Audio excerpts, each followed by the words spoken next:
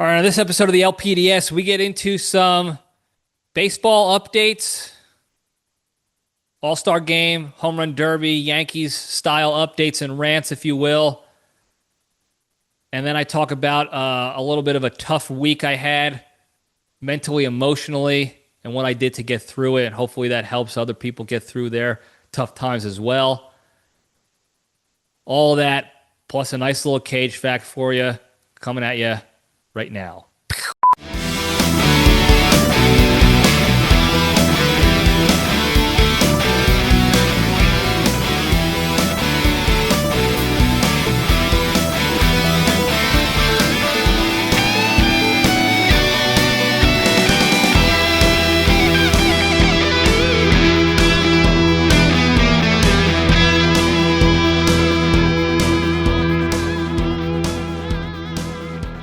All right, Jabronis, we're back. Welcome back to the Libretti Podcast Diary Show. I'm your host, Libretti, show that talks about nothing but tries to find the lessons in everything, and we have a good time doing it. Hope everybody had a good week. Mine was productive. We'll get into it in the Junction, though, actually, this week. So we won't talk about it too much here. But it was a productive week, to say the least. Real quick, friendly reminder, nothing happened with the Epstein stuff still. I have it on my notes. I just have it saved on my notes every week. Remind people that with all the crap that's going on a daily, weekly basis in the news that they're saying is important, this continues to not be one of them. So that's all I'm going to say about that. It is what it is. If there are any updates, I'll pass them along, obviously. But anyway, let's just move on. No stream last week, no Yanks stream, thankfully. There was the All-Star Game, there was the Home Run Derby. I actually watched both. I don't know why. I mean, I like baseball, that's why. I just don't like giving my viewership to the MLB because I don't think Rod Manfred is good for the MLB, for the actual game itself. And the owners to a large extent too, because they're all in cahoots with each other to hoard profits and not really care about growing the game and making baseball great again. But I watched it. Home Run Derby was on Netflix. The new format of the Home Run Derby was, I enjoyed it. It was almost like it was back in the day with the 10 outs. They had 20 swings, and I think the later rounds they had 15 swings. So even if it was a home run, it counted as a swing. I think I prefer the outs, the 10 outs, because if you get a home run, you don't get outs. You just keep going. But as far as the actual derby itself and people hitting home runs, it was fun to watch. What's his name? Ben Rice was in it, which is good. Yankees guy, Ben Rice. He didn't have a great showing, but he did have 7 home runs. He didn't make it out of the first round, but it was a hell of a lot better than, other Yankees that were in it over the past couple years. Jazz Chisholm with 3. Brutal. But as far as the home runs go in the format, it was enjoyable. Netflix is annoying with their 57 different camera angles. Now, I get it if you want to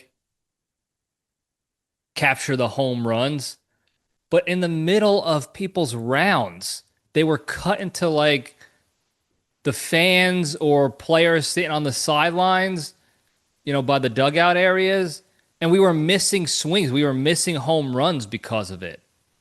It didn't make any sense. Now, I know they can't predict a home run every swing, so they want to cut to, they want to do their dramatic cuts to fans and this and that, but it's the Home Run Derby. Every swing should be on camera. You want to cut to fans, cut during replays. Have that footage so when it's time for a replay after the guy's round is over, you can cut to their reactions and stuff. You can cut to the other players' reactions and stuff. Missing swings and home runs in the home run derby, that's basically your only job is to capture the home runs. And we were missing them. They had to like replay home runs because they missed them live. And that's just amateur hour. That's just absolute amateur hour. They had like 17 different cameras right in the front in between the pitcher and the batter to get all these different angles and this and that. And they were missing home runs. People are watching to see people hit bombs. And that's the only thing that matters is catching those bombs. And if you have other cameras to catch the different angles of the bombs, awesome. But when you're missing them entirely and have to go back to replay footage to show a replay because you missed the live one, that's Bush League. That's amateur hour shit. So they got to be better about that. They absolutely have to be better about that. All-Star Game was on, I don't know, Fox maybe? I'm trying to remember where I watched. I think it was on Fox. The game was fine. It was pitcher-dominated game. Cody Bellinger won the MVP. Now, I'm not mad that a Yankee won the MVP, but from a baseball perspective, he won the MVP on a first inning single up the middle that scored a couple runs. It was his only hit of the game. The American League won 4-0. Ben Rice came up right after him and got a single, and he also got a run. And then one guy from the White Sox hit a solo home run. Those were the only runs of the game. Everything else was pitcher dominated. So they probably should have given the MVP to one of the pitchers, maybe if they struck out the side or they pitched 2 innings and struck out, 6 batters or whatever it was, shut them out. That's where the most valuable players were on the mound because they shut the National League down. And the runs were basically scored in the first inning and then later on in the game with that solo home run. But that was it. So, yeah, it's cool that Cody got it. But I think he also said, like, it's kind of crazy that I got the MVP off a lame single. But he goes, I'll take it. The other things I didn't like about the game were like in between inning dramatic crap. They had this whole scene. I stopped watching it after I figured out what it was. They cut to these kids on the other side of the left field fence. First, I thought it was just kids like looking through the fence to watch the game. But as soon as they panned out and the kids turned to like wave over other kids, you can clearly tell it was a scene that they were creating. Those were actors doing a bit. And then they push open the gate to the field, and these kids are running out and they're bike riding out and they're wearing America stuff and this and that. And it was supposed to be like Sandlot-esque, like 4th of July, 250 years of America and all this bullshit. Not American Independence Day celebrating. That's not bullshit. This dramatic acting crap was bullshit. This whole bit. It's like nobody cares about that stuff. There's a couple of boobs out there that watch and are like, oh, this is so fun. And don't you like this stuff, kids? But people are watching the All-Star game to watch All-Stars, to watch the best in the game compete against each other. And this was just a way. As soon as I saw that, I was like, oh, I'm going to go take a shower, take a dump, do anything else. Go smoke a heater, do something. It didn't make sense. I hate that shit. I just want to watch the baseball game. Okay? Stop extending the game, like the in-between inning portions, for this malarkey. Get back to the game. I hate how they have to make everything so dramatic. That's not going to bring long-term fans to grow the sport. I promise you. Nobody cares about that stuff. The same thing with like mid-game interviews of coaches and crap like that. Nobody cares about that. A couple of dope fans, probably Yankee fans, dope Yankee fans want to hear like, what's Boone thinking in the fourth inning? Why did he go with this move and that move? But in reality, nobody cares. The coaches hate it. You can tell they hate it. They're trying to coach a game, trying to manage a game. Now it's different in the All-Star game. I get it. They had headsets on some of the players who were talking, while they were at bat and in the field and stuff. I get it. It's the All-Star game, whatever. It's fun. It's not that competitive. There's nothing riding on it anymore. It used to be the winner of the game gets home field advantage in the World Series, but they don't do that anymore. So I can see why, that'd be fun. They're all having a good time, and they can, you can hear what they're thinking at the plate, whatever. But they have to cut the dramatics. There's enough dramatics in baseball. If you go back to playing regular baseball again, there's plenty of dramatics that happen regularly. It happened with the Yankees on Thursday. They played the Dodgers. They lost. Shocker. Garrett Cole was pitching a solid game. The Yankees were up 1-0, I think. And Boone goes in to take out Garrett Cole in like the seventh or something, sixth or seventh. And Cole says, "No, I'm good. I got this. It's 2 outs. One more guy. I got this." And he runs the count to full. He gets him 0-2. And then there's a pitch that Austin Wells should have challenged that would have been strike 3, but he didn't challenge it, so the ball call stayed.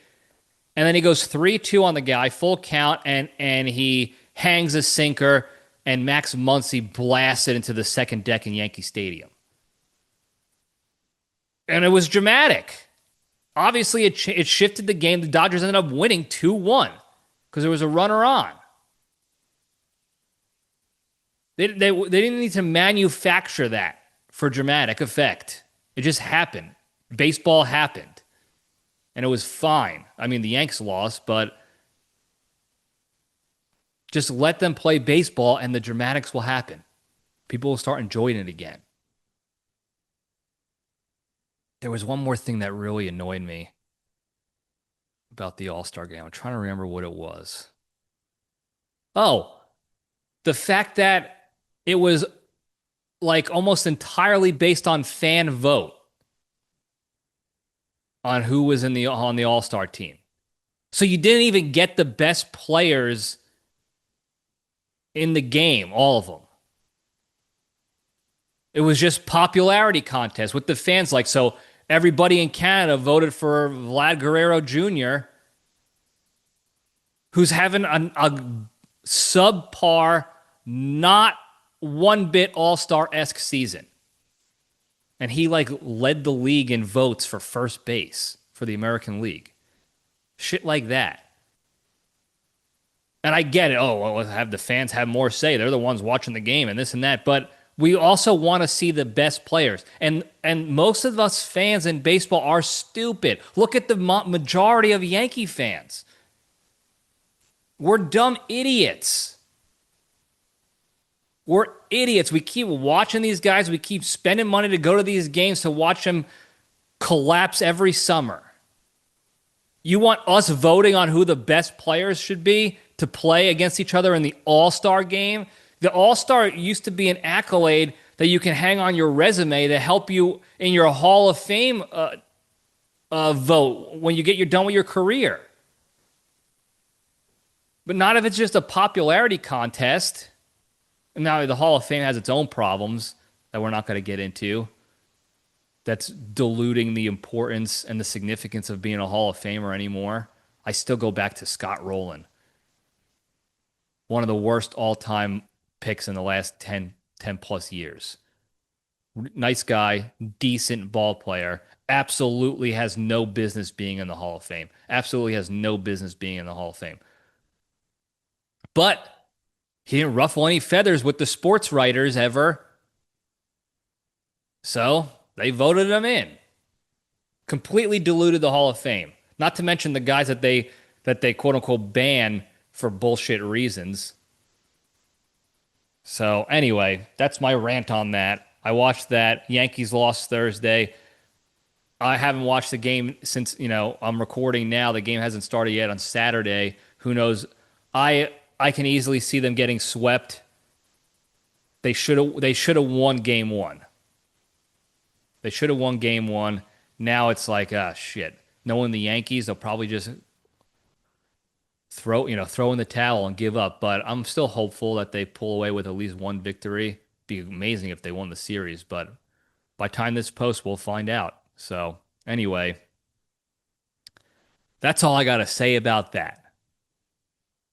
With that, let's just move right along. Maybe we'll get out of here with a quick one, folks. Probably not, but let's just get into the good stuff. Step into the cage. Okay, let's run. All right. Today's Into the Cage segment is proudly sponsored by Ladyfinger Fingers. No self-respecting dessert lover dislikes a ladyfinger. They're versatile, dunkable, tiramisu-able even.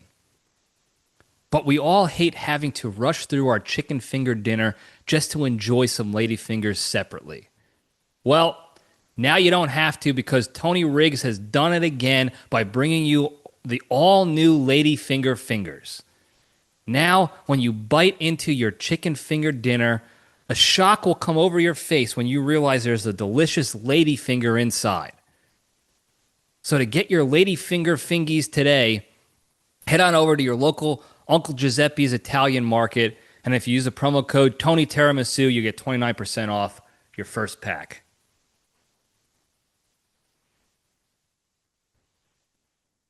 There you go, folks. Everything can be fingered. Every food can be fingered.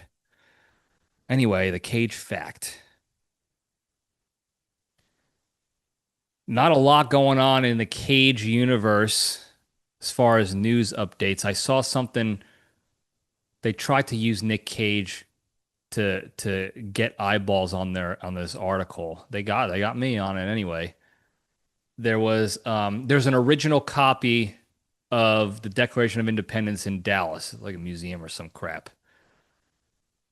I'm still not familiar with what they consider original copies and this and that. I think the original Declaration of Independence is the one in DC, and then they have, like, I don't know, draft unsigned copies. I don't know what it is. I don't know how many times they wrote down the Declaration of Independence back in the day, that there's these quote unquote original copies. I haven't either, even spent the time to look up what they're talking about, but there's an original copy in Dallas that was found a long time ago in Pennsylvania from people, and then they brought it to Dallas. I don't know. They moved that to a different location temporarily during the 250th Independence Day celebration, so that people can see it in a different location in Dallas. And they put a cardboard cutout of Ben Gates, Nic Cage, Ben Gates, in the spot in the museum where it usually is, and said something like, sorry, the declaration is temporarily unavailable at this location. Come back in 2 weeks. If you know, you know. Trying to allude that, like, Nic Cage stole the declaration. That was literally it. The headline of the article was, no, Nic Cage did not steal the declaration in Dallas, the copy in Dallas.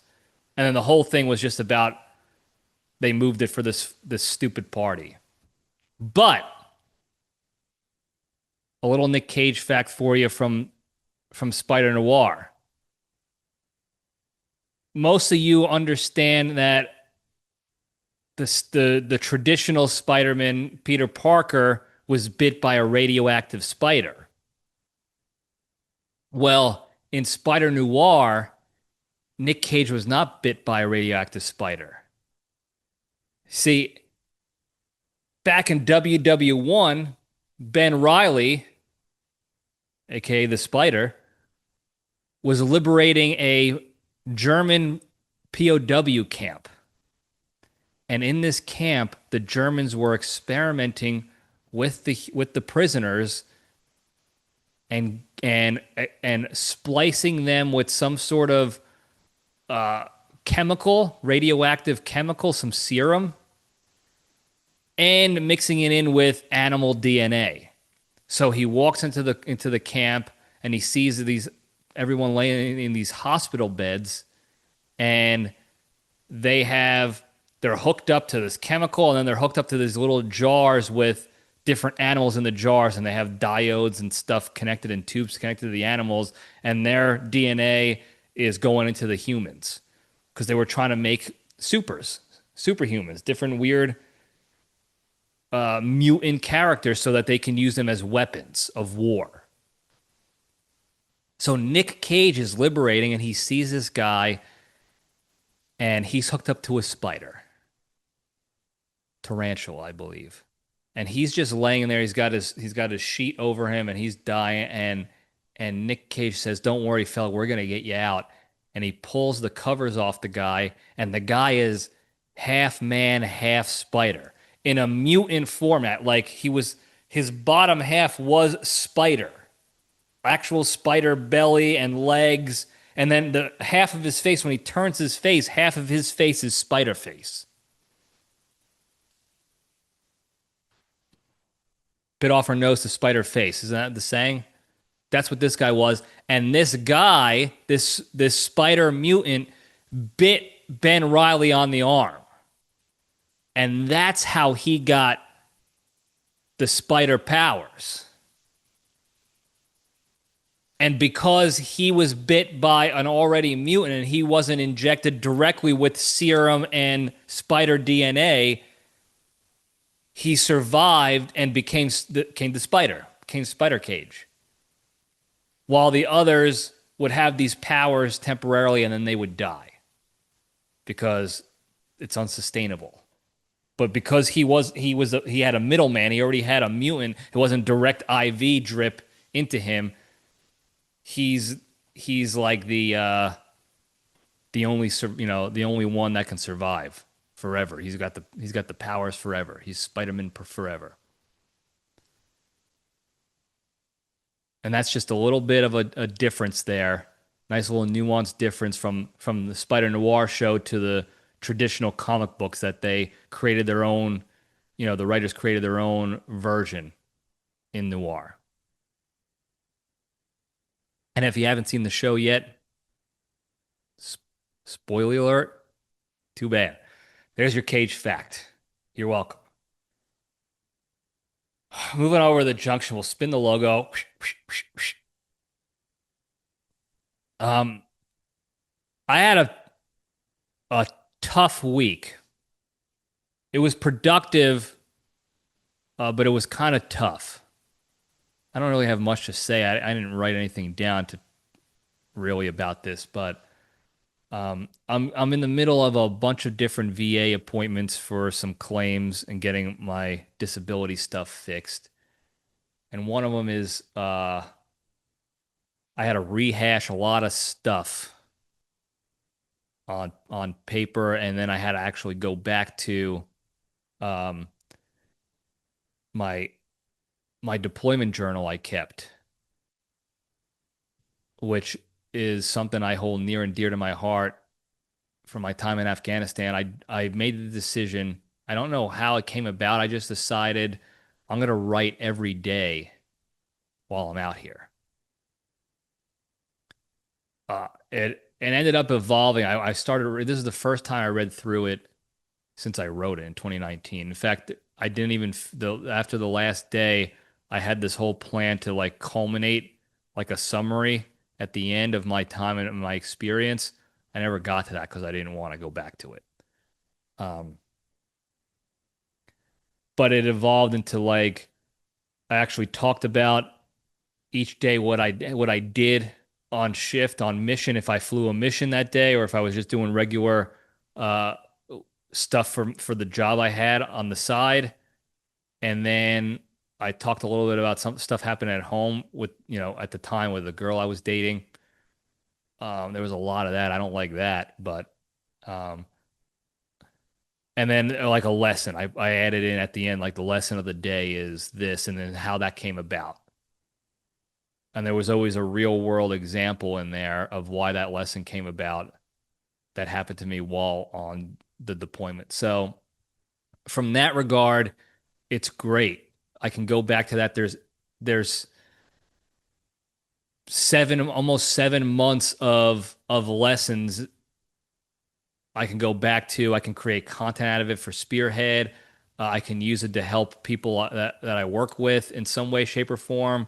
So it's great for that reason. But it hadn't been great going back to that stuff to rehash some of the military stuff and the personal stuff that I was going through at the time too. Um, because I had to get some dates and specifics done for these claims and just retell the story. And that really jacked me up.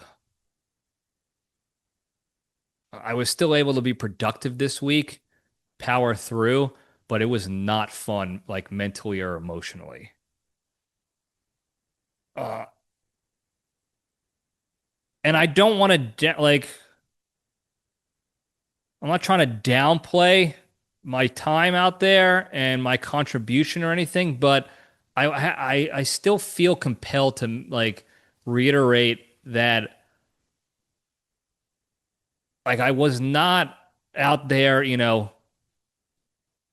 hand-to-hand combat with enemy, killing them with bayonets and in trenches and stuff like that. That's a different,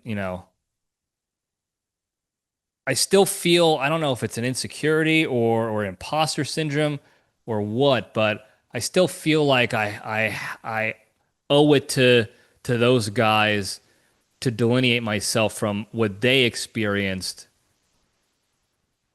from what I experienced. And I don't know if it's because I'm insecure that like my peers will think like you didn't have it tough out there. You had a cush, situation. You were safe from danger and this and that. Like, what are you bitching about? I don't know if it's a little bit of that or I don't know why. But I feel like I have to explain that. And I didn't have it terribly difficult overall. There was some stuff that you experience and you witness and you're a part of that's what that's what gets to me. And I can't shake it. That's what I'm trying to get help with. And it's not one of those situations where it's like I hear a loud noise and I go and beat my wife now because of it, or something extreme where I can't sleep, I'm aggressive, I'm drinking. It's something like that. But there is a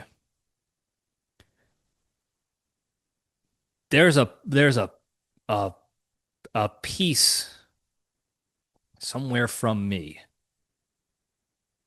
that I left out there. And it's like one of those things you see, like scientists do experiments where they split cells and they put one cell on one side of the country and the other cell on the other side, the other half a cell on the other side of the country, and they manipulate one cell to see how it reacts to the other cell, how the other cell reacts, or molecule, I guess you can say.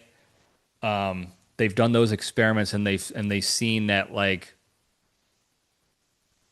if you're doing stuff to the East Coast molecule, the West Coast molecule is experiencing the same effects almost instantaneously because they were parts of a whole that were broken up for this experiment. That's what it feels like. It feels like every once in a while. When I say every once in a while, it's daily. I just I don't know if it's because I'm not busy enough. Like I get into these windows of time where I'm not doing a lot of work at any given moment. Maybe I'm watching TV or I'm not actively doing something or something I notice on TV or at the gym or in society and I just get into this fog. And it's like that missing piece is driving the ship from there.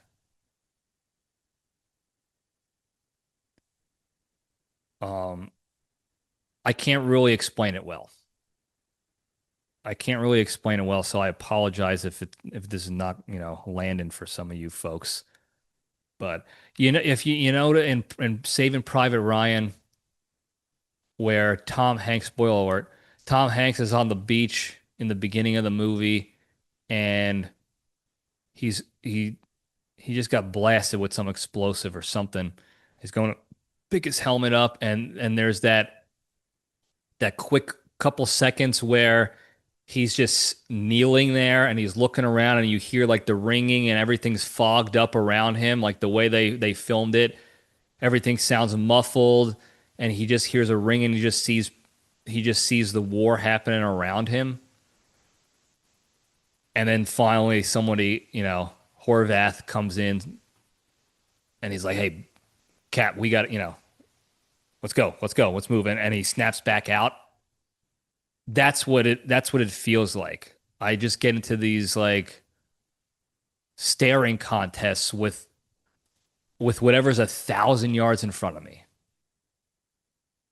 And I don't know, there's nothing going on around. Like I don't know what's going on around me. And there have been times where I'm sitting around with family and stuff, and I'm just gone. And I hear like, "Hey, what are you looking at? What are you staring at?" Like, no, I'm not staring at anything, dude. Like nothing. Uh, and I say that for, because I don't know how to explain it. Like, I can't explain what's going on. I kind of like, even if I did, I don't, I still feel like I don't want to put that burden on people close around me. And B, I'm not staring at anything. I'm not there. I'm just, I'm just gone for a little bit.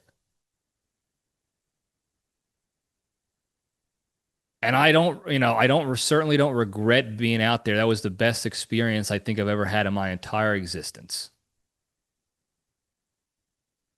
all around. I needed it. I finally felt like I was contributing. I was doing what I wanted to do my whole life, and it was to serve. But that's I guess that's the price you pay sometimes. And I'll gladly pay that price because some guys and gals, they paid everything. They're not here at all anymore. So I'm definitely grateful that this is the quote unquote the only thing, the only price I paid, if you will. I could play the victim here and talk about the relationships that I ruined, the distance I created with friends and family. But I'm not here to play the victim about all that. But that overall, that piece missing is still gone.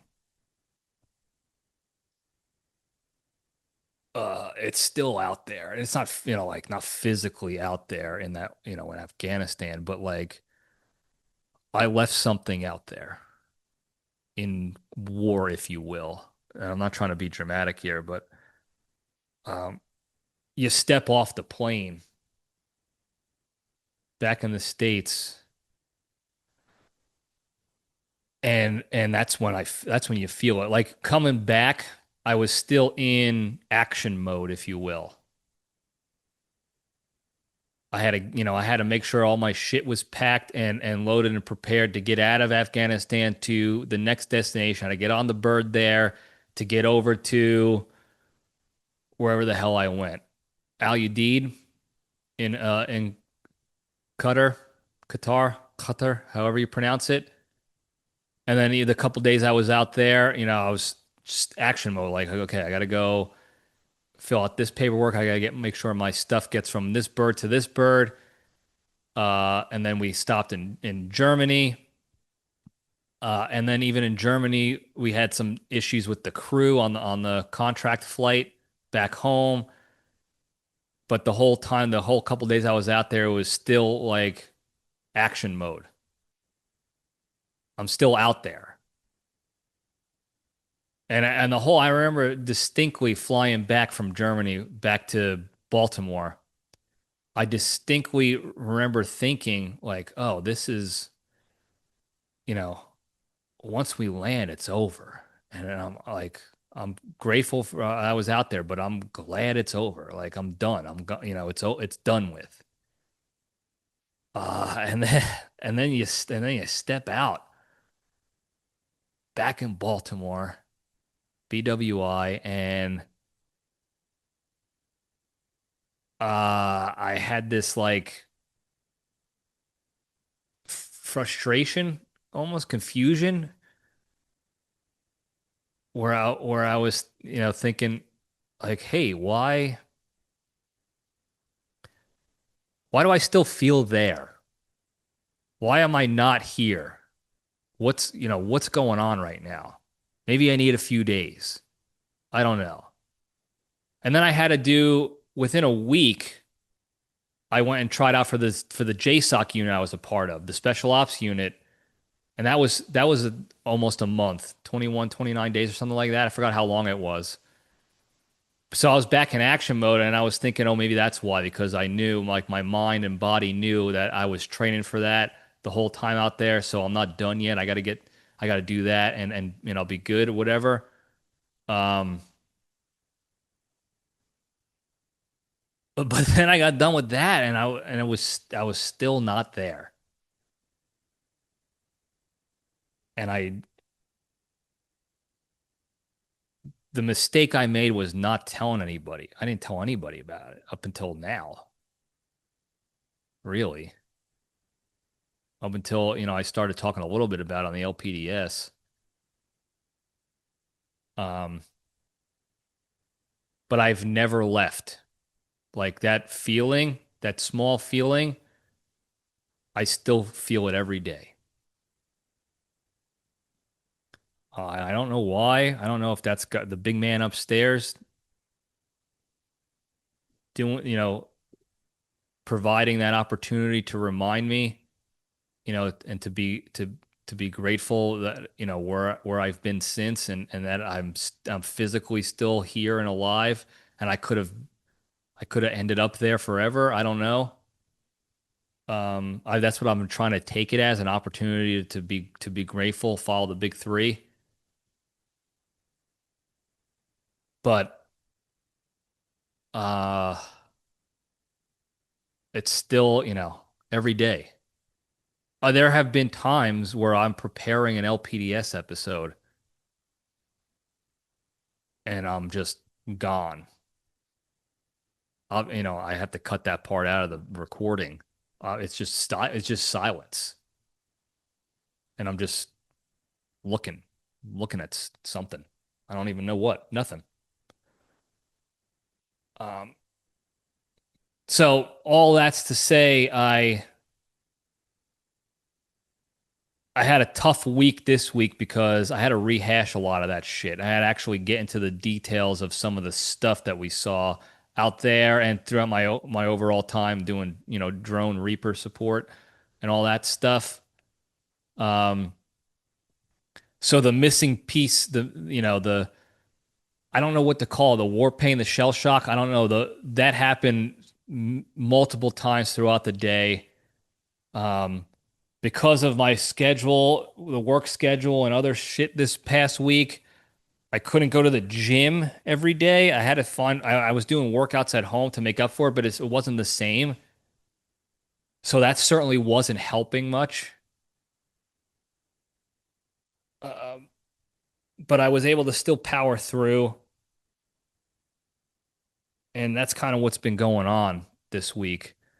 It wasn't up until Friday I had a nice sort of reprieve, if you will. I had my weekly mentorship call with this group I'm in, which is mostly ex-veterans. It's business. It's a business group, but we talk personal stuff. And and I just had a good conversation with my coach. We talked about business stuff to do with Spearhead. which was getting my brain thinking about spearhead stuff. So you can expect to see different content, additional content coming out as I continue to stay consistent with that. I'm going to try to ruffle some feathers with my content and try to hit some hard truths with it. See how see if that gets that gets the juices flowing with some people. So I'm kind of excited for that. I feel a little weird about it because I don't usually do that, but got to break out of the comfort zone. And then we just talked about the kind of the personal stuff and kind of how to get through and not let it get the best of you, and that helped a lot. Conversations like that do help a lot, especially with people who have been through shit like that as well, and they're not judging you for it. There are still people that I am friends with, old co-workers, old brothers in arms, that still do very much have sort of like an ego and a mentality about them that's be a man, don't talk about this stuff with anyone. It'll make you sound weak, and you just got to tough it out. So I can't really talk to them about that stuff because they're not there yet either, clearly. And that's fine. That's their journey. But this was helpful because I can talk to somebody, talk to some folks that kind of get it. And it's not really, it doesn't feel as much of a burden to dump on them as it would for my friends and family. And I know my friends and family are always there. You guys are always there. And I'm not saying that I can't trust you to dump stuff on. I just feel bad, too bad about it. And I think some of you know what I'm talking about.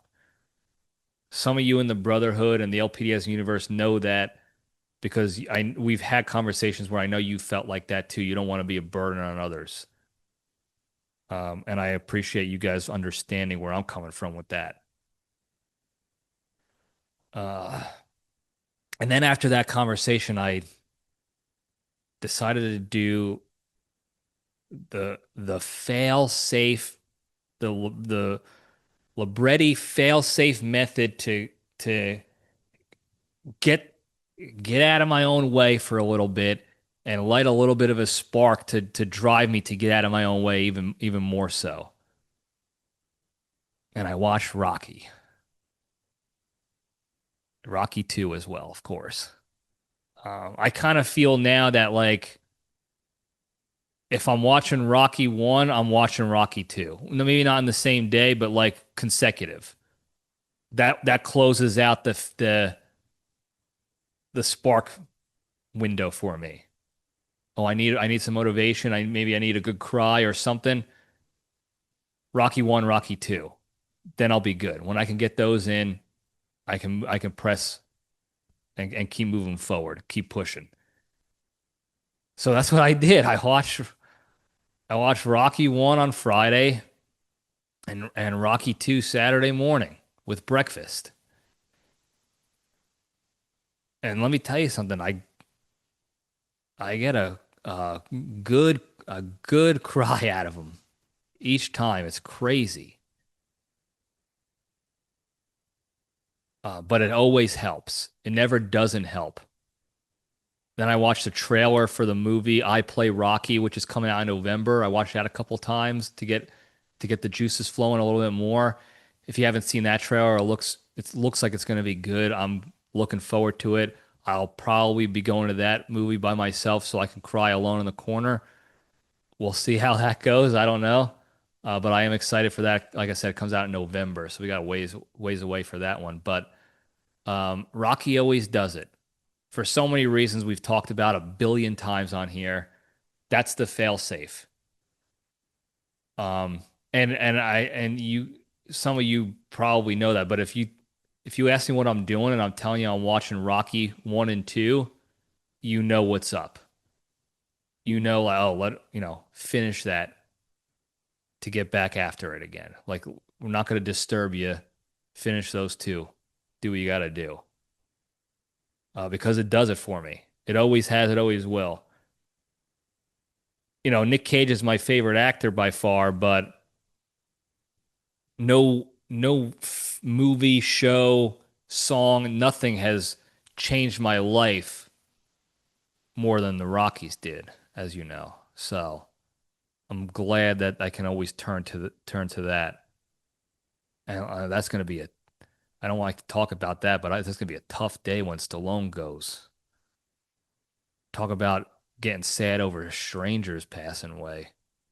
That's going to be a tough one. I'm not looking forward to that, but um, I watched Rocky. I did see something. I had to talk about this in like a spearhead, a little Libretti Leadership Lab episode or something. But I might have discussed this previously on here. I don't know. I talk about Rocky so often and so randomly. I probably talked about this, but Tony Gazzo, he was in one and two. He's the loan shark that Rocky does collections for in Rocky 1. He's one of the most underrated characters in a movie.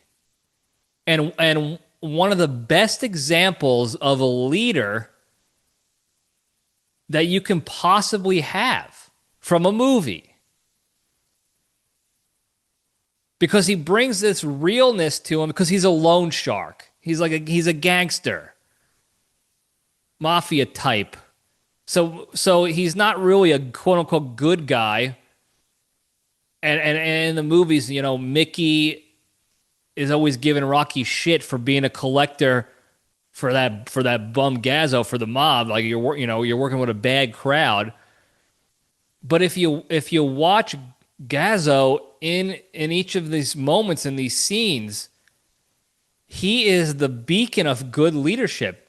Just separate the art from the artwork or whatever, from the artist from the I forgot what the saying is for a second. Forget about the fact that he's working in the underworld of loan sharking, illegal gambling. And Rocky's out there busting heads and breaking bones to collect. From a leadership standpoint, he's as good as you're going to get in real life. He gives out clear expectations to Rocky. Go collect 2 yards from this guy, 1 gram from this guy, and if he doesn't have the money, break his thumbs. And then when Rocky messes up and doesn't break a guy's thumbs, Rocky comes back to report back, gives the money to Gazzo, and he's like, hey, the guy was light. And Gazzo already knows because he says, I hear things. So he already knows that Rocky didn't break the guy's thumbs, but he doesn't chastise him in front of his driver, his other henchman. You don't punish in public. Good leadership tactic right there. Don't punish in public. So he asked him, hey, did you break his thumbs? Did you do what I asked because he's light this month? And he's like, no. And he goes, okay. And he pulls Rocky aside. He gets out of the car. He pulls Rocky aside. He walks him over to the side, out of the way, so nobody else is listening, hearing him, what he's saying. And then he starts holding him accountable. Why didn't you break this guy's thumbs? And Rocky had, what you would think would be a good reason. He's like, listen, the guy does this manual labor job. If I break his thumbs, he won't be able to work and get paid to pay back. And Gazzo, again, as a good leader, communicates, listen, I understand the situation here. But all this did was send a message now to everybody else that, Gazzo and his team are going to be okay if I come light next time. That there's no consequences for me not holding up my end of the bargain. So you might think Rocky is thinking long term, like, well, we got to get our money. At the end of the day, we want to get our money. But the message to send of this is what happens when you don't pay up on time. When you miss a deadline, you're not going to miss this deadline anymore. And he is explaining this to Rocky and mentoring him on, listen, this is why I asked you to do that. You don't get paid to do the thinking. I'm going to do the thinking. You got to do what you're expected to do, which are the clear expectations I provided to you. I said, okay. It was a good mentorship session, good one-on-one feedback. It's a tough conversation to have, but he did it, and Rocky learned his lesson. And then when Rocky finds out he's fighting Apollo, he gets the big fight, the big match. Who's the first one there to give him a couple bucks so he can get to training appropriately, effectively, because Rocky would have to stop working for Gazzo to train. So Gazzo's like, here's a couple bucks so you can go focus on training and not have to worry about paying the bills and doing whatever you got to do. His boss, Gazzo, of all people, taking care of his people. And then Rocky does his training with Mick. They have the whole scene in his apartment where they're yelling. It might be the scene that won them 3 Oscars for Rocky 1. That's a different conversation we can have all together about breaking down that scene. Then comes, before the fight, he asked Gazzo, he's like, hey, you gotta be at the fight? And Gazzo's like, ringside, haha. Like a joke, like, yeah, I'll be there, whatever. And it was kind of like a throwaway comment. But then comes fight night. And Rocky's walking out. And who's ringside? Tony Gazzo. He's got some hot dame with him. First and only time you see her. Because he's always working business, And there's Gazzo right there to support his guy, his team. And then he does it again in Rocky 2. Rocky comes into $150,000 from that fight. And he's getting approached by all these snakes, these sleazeballs coming to try to work Rock for money. And who shows up at his wedding? Gazzo. Gazzo shows up to support him at his wedding, a small wedding he had at the church with the Italian priest. And then he tells him right off the bat, listen, don't go giving your money away to all these people you don't know. I got an opportunity for you if you're looking for it. Condominiums. Now, Rocky's kind of dopey, and he thought he was talking about condoms. He made that joke. Condominiums, I never used them before. Gazzo's laughing. Ha, ha, ha. We have a good time. But Gazzo was there to support him and let him know, like, hey, if you're going to invest money, let's do it smart. Protect your investment. I'll help you. I got your back. Real estate. The smart way, the Gazzo way. And then Rocky retired, before the rematch, the Apollo rematch, and he ends up, working at the gym, Mickey's gym, sweeping up, cleaning out spit cans, demeaning work that even Mickey didn't want him to do because he's like, you're a hero around here, you're a legend, you're gonna be the laughing stock, and Rocky didn't care. And one late night at the gym, he's sweeping up, and who shows up? Gazzo. Rock, anytime you want to come back, you're not a janitor. Come back. I'll pay you well. I'll take care of you again. Anytime you want to come back, I'm here for it. Rocky turned him down respectfully. And instead of getting mad, Gazzo's like, don't worry. I understand. Do what you got to do. I'm always here for you. And guess who was there for him in the rematch fight? Gazzo. Unsung hero. Forget the fact that he was a loan shark, doing illegal gambling, feeding people's addictions, whatever. Gambling's happening anyway. And if I'm going to gamble, I'm going to him, I'm giving my money to him because he's going to pay up if I win. And I'm certainly going to pay up if I lose. But from a leadership perspective, you want an example. Yeah, you could go to different war movies, Saving Private Ryan, Black Hawk Down, Band of Brothers, all these different. Yeah, that's great for sure. They're all good examples. But one of the most underrated of all time has to be Tony Gazzo and his relationship with Rocky, who was a nobody. He was the lowest level of employee in Gazzo's operation. The lowest level employee is the collector. It's just dumb muscle. And if you look in the real world, they don't get any respect at all. Go beat that guy up, and if you don't get my money, it's coming out of your pocket. It's your ass. And he never did that. He even heard when Rocky was going to take a date, Adrian on their first date. He heard through the grapevine because he hears things. And he gave Rocky $20 to take her on a date.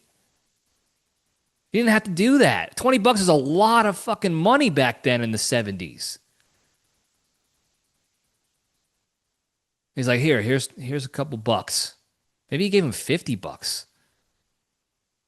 Either way, he gave him a lot of money for back then. He's like, take Adrian on a nice date. And Rocky goes, hey, how'd you know her name was Adrian? He's like, don't you know I hear things?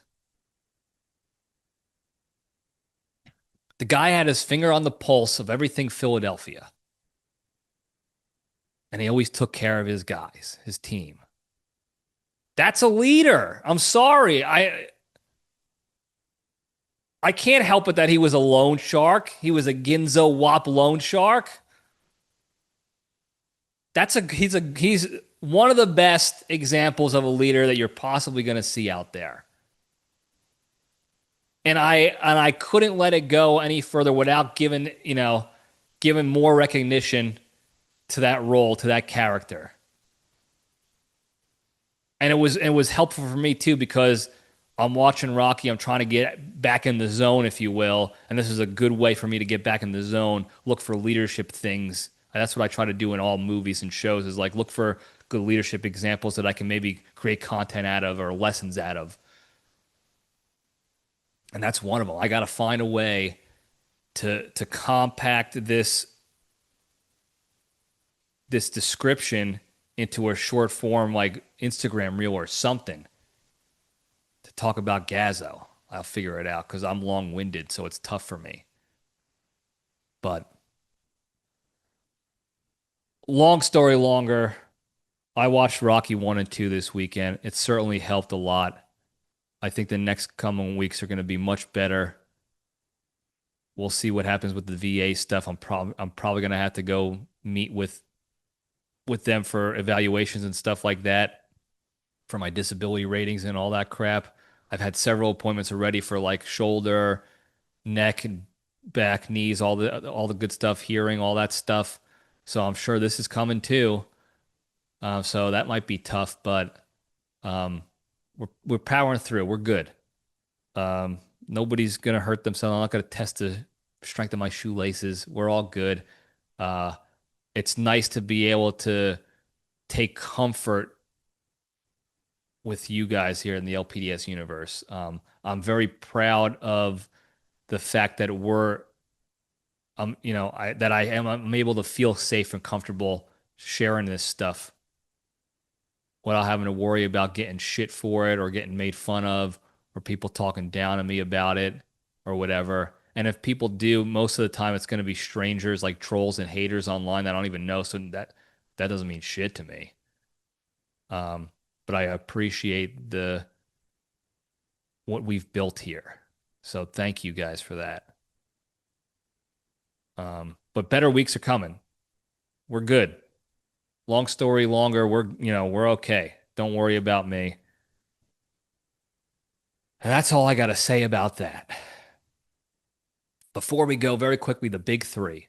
The three pillars to staying strong. It certainly helped me this week. Being a better, happier, kinder, healthier, less stressed, more genuine human being. Being able to spread that positivity and goodness to all those around you throughout the land. Number one, exercise every day. Do something every day to improve your health and fitness physically, mentally, or emotionally. It's vital, certainly for me.